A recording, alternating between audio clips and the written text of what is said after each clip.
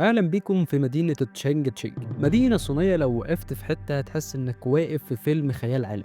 المدينة مبنية على جبال، والشوارع فيها ملتوية لدرجة إنك ممكن تبقى واقف في الدور الأول وتلاقي نفسك فجأة في الدور ال11. القطار الخفيف بيعدي من داخل المباني زي ما بتيجي انت كده من الباب عادي. عدد سكانها 30 مليون، أكتر من سكان السعودية كلها، وعندها 12 ألف جسر عشان تربط الجبال ببعضها. يلا ندخل في التفاصيل اللي هتخليك تعشقها.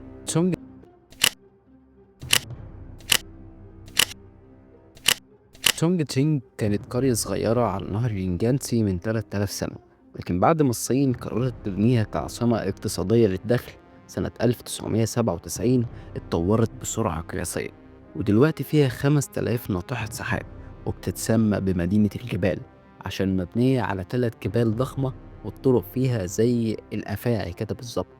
المدينة موجودة عند التقاء نهر الينجانسي ونهر جاليانج، والجبال حواليها خلت المهندسين يبنوا 12 ألف جسر، أكتر مدينة في العالم في عدد الجسور. والقطار الخفيف اللي بيعدي من داخل المباني بيوصل سرعته ل 80 كيلومتر في الساعة، وبيعدي على ارتفاع 26 متر فوق الشوارع، يعني تقدر تلمس شبابيك العماير من بره. في تشونج تشينج مفيش حاجة اسمها مستوى أرض، المباني بتتبني على ارتفاعات مختلفة، وبيتصلوا بجسور معلقة أو كباري متشبكة. عندهم مباني اسمها رابسفيلد سيتي، فيها 6 ناطحات سحاب متصلة ببعض في الهواء. تخيل تشوف 6 أبراج ماسكين في بعضهم كده في الأدوار العالية، شكل مرعب جدا. الأكل في تشونج تشينج مش للضعفاء نهائيا. عندهم طبق اسمه هوت بود، حار ونار جدا، بيحطوا فيه فلافل لأن هم مشهورين بالفلفل جدا، والفلفل ده ممكن يحرق لسانك. وبيعملوا منه 20 مليون طبق سنويا، ومشهورين كمان بأكلة العصافير المشوية على السيخ، واللي ما بيعجبوش ما ياكلش.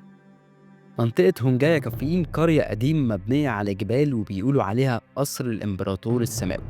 متحف تشونج تشينج فيه مجسم قديم بالكامل بيوضح ازاي الجبال والأنهار محاطين بيها.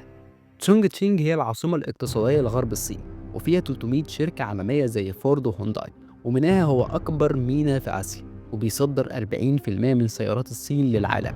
الدخل الشهري لسكانها وصل ل 1500 دولار، لكن أسعار الشقق في الأبراج بتوصل لمليون دولار. أهالي تشونج تشينج بيحبوا الفنون القتالية جدا، والرقصات التقليدية اللي بترجع لسلسلة هان القديمة. وعندهم مهرجان سنوي اسمه مهرجان الفوانيس، بيضيئوا فيه 100 ألف فانوس، وبيعملوا عروض نارية.